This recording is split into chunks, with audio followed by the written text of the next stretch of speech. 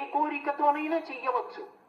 ఆయన పరబ్రహ్మస్వరూపుడై అనుగ్రహించేస్తాడు. ఎందుకంటే అలా యోగమునందు నిలబడగలిగిన ప్రజ్ఞాశాలి కనుక. శ్రీరామాయణంలో ఒక చమత్కారం ఉంది, దాని పేరే రామాయణము. రాముడితో మిగిలిన వ్యక్తులందరూ నడుస్తారు. అసలు రాముడు కనిపించని కాండ ఉండదు సుందరకాండ వినా. సుందరకాండలో రాముడు కనపడకపోయినా రామ కథ 1కి 10 మార్లు చెప్పబడుతుంది. అటువంటి రామచంద్రమూర్తి వలన ఉపకారము కాని ప్రత్యుపకారము కాని పొందని వాడు రామాయణమనందు లేడు. ఆయనకి ఉపకారం చేసిన వాళ్ళందరికీ ప్రత్యుపకారం చేశారు. ఒకవేళ ఉపకారం చేయకపోయినా ఉపకారం చేశారు. కానీ ఆయన ఉపకారాన్ని పొంది కూడా ప్రత్యుపకారం నేను చెయ్యలేను అని చెప్పింది ఎవరితో అంటే ఒక్క హనుమతోనే చెప్పారు. రామాయణ పరిసమాప్తి సమయంలో హనుమని దగ్గరికి పిలిచి గట్టిగా కౌగిలించుకుని ఒక మాట అన్నారు. మదంగే జీర్ణతాం యాతు యత్పయోపకృతం కపేహి నరహ ప్రత్యుపకారాణం అపత్సాయ అతిపత్రతాం అన్నారు. హనుమా, నువ్వు చేసిన ఉపకారము నా శరీరమునందు జీర్ణమైపోవుగాక. ఎందుకని? నువ్వు నాకు చేసిన ఉపకారానికి నీకు ప్రత్యుపకారం చెయ్యడం ఇక సాధ్యం కాదు. నేను కష్టంలో ఉంటే నువ్వు నా భార్య యొక్క జాడ కనిపెట్టావు. ఇప్పుడు నీకు ప్రత్యుపకారం చేయాలంటే నీకు అటువంటి కష్టం కలగాలి. కోరచ్చా నేను? అందుకని నేను కోరను. నీకు అటువంటి ఆపద రాదు. కాబట్టి నీకు నేను ప్రత్యుపకారం చెయ్యలేను. నీవు చేసిన ఉపకారము నా శరీరమునందు జీర్ణమైపోవుగాక అని కౌగలించుకున్నారు. హనుమ ఒక్కరు తప్ప రామాయణం మొత్తం మీద ఈ స్థితిని పొందిన వారు వేరొకరు లేరు. అందుకే రామచంద్రమూర్తి అవతార పరిసమాప్తి సమయంలో ఆయనతో అందరూ వచ్చేస్తానని వెనక వెళ్ళిపోతున్నప్పుడు హనుమని కూడా అడిగారు. హనుమా, నువ్వు వస్తావా అని అడిగారు. రామచంద్ర ప్రభు, మీరొకటి, మీ కథ ఒకటి, మీ నామం ఒకటి కాదు. ఎక్కడ ఏమి తెలిసినా తెలియకపోయినా రామనామము రామనామము రమ్యమైనది రామనామము అంటే అక్కడ పెడతా. రామ కథ చెప్తే పెడతా, రామాయణం చెప్తే పెడతా. ఇప్పుడు రాముడు అన్నాడు, మక్కథా ప్రచరిష్యంతి యావల్లోకే హరీశ్వర తావద్రమస్య సుప్రీతో మద్వాక్యమనుపాలయ. రామశాసనం హనుమకి. ఎక్కడ రామనామం చెప్పినా, ఎక్కడ రామ కథ చెప్పినా, ఎక్కడ రామాయణం చెప్పినా హనుమా నువ్వు అక్కడికి వెళ్ళి కూర్చుని వింటూ ఉండు. హనుమ సభలోకి వచ్చారు అంటే సభలో ఉన్న వాళ్ళందరికీ మంగళమే. నన్ను నమ్మండి, చచ్చిపోయేవాడు కూడా బతుకుతాడు. హనుమ దర్శనం అంత గొప్పది. ఆయన దర్శనం చేస్తే చాలు. నిన్న మీతో చెప్పా, సంధ్యాకాల దర్శనంతో సమానం. ఉపద్రవాలు కూడా తొలగిపోతాయి. అంత శక్తివంతం హనుమత్ దర్శనం అంటే. అటువంటి హనుమ సభలోకి ప్రవేశిస్తారు. ప్రవేశించి అనుగ్రహిస్తారు. ఎందుకని అంటే పైన రామశాసనం ఉంది. ఇదే మహానుభావుడు తులసీదాస్ గారి జీవితంలో జరిగింది. తులసీదాస్ గారు ప్రతిరోజు గంగానదిలో స్నానం చేసి చెంబుతో కాసిన నీళ్లు తీసుకొచ్చి రావి చెట్టు మొదట్లో పోసి రావి చెట్టు కింద కూర్చుని తపస్సు చేస్తుండేవారు.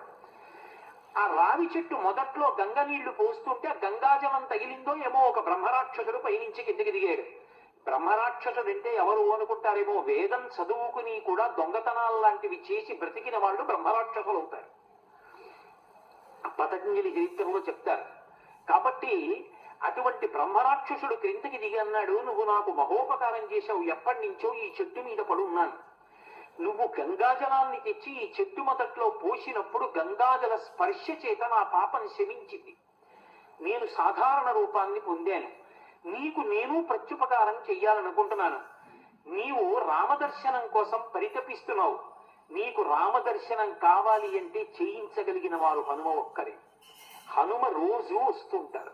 ఎక్కడికి వస్తారో తెలుసా? ఎక్కడెక్కడ రామనామం జరుగుతుందో, ఎక్కడెక్కడ రామనామం ప్రస్తావనకు వస్తుందో, ఎక్కడెక్కడ రామ కథ చెప్పబడుతుందో అక్కడ ఉంటారు. కాశీలో హనుమాన్ ఘాట్ లో ఒక వ్యక్తి రోజు రామాయణం చెప్తున్నాడు. అక్కడికి వచ్చి కూర్చుంటారు. ఎలా గుర్తుపడతావో తెలుసా? అందరికన్నా ముందు సభలోకి వస్తారు. అందరికన్నా ఆఖరణ కళ్ళ నీళ్ల పెట్టుకుని ఒక్కడు తలదించుకుని నడిచి వెళ్ళిపోతూ ఉంటాడు. నువ్వు గుర్తుపట్టి వెంట వెళ్ళు అన్నారు. అప్పుడు ఆ రూపంలో వెళ్ళారు. అన్ని వేళలా అలా వెళ్ళరు, ఏ రూపంలోనైనా వెళతారే. కాబట్టి తులసీదాస్ గారు హనుమాన్ ఘాట్కి వెళ్ళి కూర్చున్నారు. అందరికన్నా ముందు ఒక వ్యక్తి వచ్చాడు రామాయణం వినడానికి. అందరూ వెళ్ళిపోయిన తర్వాత తల ఉంచుకుని కన్నులమ్మట నీరు కారుతుండగా వెడుతున్నాడు. తులసీదాస్ గారు ఆయన వెంటబడ్డారు. ఆ వ్యక్తి కనిపెట్టాడు, ఎవరో నన్ను వెంబడిస్తున్నారని. ఆయన హనుమ, ఆ ముందు వెడుతున్నవారు. వెనక్కి తిరిగి గద్దించారు, ఎందుకు నా వెంట వస్తున్నావు, ఆగక్కడ. కాదు, నాకు రామదర్శనం కావాలి, నీ వల్లే జరగాలి. వెళ్ళి కాళ్ళ మీద పడ్డారు. కాళ్ళ మీద పడితే ఆయన ఒక స్థలాన్ని చెప్పారు, అక్కడ కూర్చుని నువ్వు జపం చెయ్యి, తపస్సు చెయ్యి, నీకు రామదర్శనం అవుతుందన్నారు. తులసీదాస్ గారు కూర్చుని తపస్సు చేస్తున్నారు. తపస్సు చేస్తుంటే రామలక్ష్మణులు ఇద్దరు రాజకుమారుల రూపంలో గుర్రాల మీద వచ్చారు. వచ్చి గుర్రాలు దిగి అరుగు మీద సేద తీరారు. ఎవరో రాజకుమారులని తులసీదాస్ గారు ఊరుకున్నారు. వాళ్ళిద్దరూ గుర్రం ఎక్కి వెళ్ళిపోయారు. హనుమ వచ్చారు, రామలక్ష్మణులు వచ్చారు, గుర్తుపట్టావా అన్నారు. ఎప్పుడు వచ్చారు అన్నారు. అయ్యో, ఇద్దరు రాజకుమారుల వేషంలో వచ్చారయా, నువ్వు గుర్తుపట్టలేదు, వెళ్ళిపోయారన్నారు. ఎంతో బాధపడ్డారు. మళ్ళీ సాధన చెయ్యన్నారు. మళ్ళీ సాధన మొదలుపెట్టారు. మళ్ళీ సాధన మొదలు పెడితే కొన్నాళ్ళు అయిపోయిన తర్వాత చిన్న పిల్లవాడి రూపంలో రాముడు వచ్చాడు. గంధం తీస్తున్నారు తులసీదాస్ గారు రామచంద్రమూర్తికి అనులేపనం చేయడానికి. చిన్న పిల్లవాడి రూపంలో వచ్చి తాతా తాతా నాకు గంధం ఇస్తావా అని అడిగాడు. ఇది రాముడి కోసం రా పో అన్నారు తులసీదాస్ గారు. మళ్ళీ పొమ్మంటున్నాడు రా రాముడు వస్తే అని హనుమ వెంటనే పంజరంలో చిలక రూపంలో వచ్చి పాట పాడారు. రాముడు బాలుడి రూపంలో వచ్చి తులసీదాస్ గారిని గంధం అడుగుతున్నాడు, గుర్తించలేని తులసీదాసు వెళ్ళిపోమ్మంటున్నాడు అని. అది విన్నటువంటి తులసీదాస్ గారు వెంటనే పిల్లవాడి కాళ్ళు పట్టుకుని పిల్లవాడి కాళ్ళ మీద పడ్డారు. పడగానే రామచంద్రమూర్తిగా దర్శనమిచ్చారు. దర్శనమిచ్చి, తులసీదాస్, నా పేరు మీద నువ్వు రామాయణాన్ని, దక్షిణ దేశంలో వాల్మీకి రామాయణం, దక్షిణ దేశమే ఎక్కడైనా వాల్మీకి రామాయణం, కానీ నువ్వు ఇప్పుడు రామచరితమానస్ అన్న పేరు మీద రామాయణాన్ని రచించు. ఉత్తర భారతదేశంలో రామచరితమానస్ కి ఎంత గౌరవం అంటే, మీరు ఆలయాల్లోకి వెళ్ళండి, వ్యాసపీఠాలు పెట్టి దాని మీద రామచరితమానస్ పెడతారు. గుళ్ళోకి వెళ్ళిన వాళ్ళు కనీసం ఒక్క శ్లోకమైన అందులోంచి చదువుకుని చక్కగా ఓ పువ్వు ఏదో పెట్టి నమస్కారం పెట్టి వస్తారు. రామచరితమానస్ కి అంత గొప్ప. విచిత్రం ఏమిటంటే, హనుమాన్ చాలీసా, రామచరితమానస్ రెండు తులసీదాస్ గారి శరీరంతో ఉండగానే ప్రఖ్యాతి వహించేసాయి. అటువంటి తులసీదాస్ గారు ఎప్పుడూ రామనామం చెప్తుండేవారు. ఒకప్పుడు తులసీదాస్ గారు గంగవొడ్డున నిలబడి ఉన్నారు. ఒక ఆవిడ గబగబా వచ్చి ఆయన కాళ్ళ మీద పడి నమస్కారం చేసింది. ఎప్పుడు అలవాటు మీద తులసీదాస్ గారు దీర్ఘ సుమంగళీ భవ అన్నారు. అయ్యా, నన్ను దీర్ఘ సుమంగళీ భవ అంటున్నారు, నా భర్త మరణించాడు, అదిగో చితి మీద పడుకోబెడుతున్నారు దహన సంస్కారానికి, మీ నోట వంట వచ్చిన మాట అబద్ధం కాకూడదు అందావిడ. నా నోట రావడం ఏంటమ్మా, రాముడు పలికించాడు. ఆయన వెంటనే అక్కడికి వెళ్ళి ఆ కమండలంలో నీళ్లు తీసి ఆ శవం మీద చల్లి రామనామని చెప్పారు. చటుక్కున లేచి కూర్చున్నాడు. ఇది చూశారు పాదుషా యొక్క గూఢచారులు ఆ గంగా తీరంలో తిరుగుతూ. తులసీదాస్ గారి దగ్గర రకరకాలైనటువంటి విన్యాసాలున్నాయి, ఆయన ఏవైనా చెయ్యగలడని పాదుషాకి చెప్పారు. పాదుషా తులసీదాస్ ని పిలిపించారు. పిలిపించి, నువ్వేమిట చచ్చిపోయిన వాడిని బతికించావుట, ఏవి కొన్నటువంటి వింత చేష్టితములు చెయ్యన్నారు. తులసీదాస్ గారు అన్నాడు, వింత చేష్టితములు చేయడానికి నేను గారడి వాడినా? కాదు, రాముడు నన్ను పనిముట్టుగా అనుగ్రహించాడు, అది రామానుగ్రహం అన్నాడు. అంటే నేను చెప్పిన మాట పాటించట్లేదు కాబట్టి కొరడాలతో కొట్టండి. అంటే అప్పుడు హనుమాన్ చాలీసా చేశారు తులసీదాస్ గారు.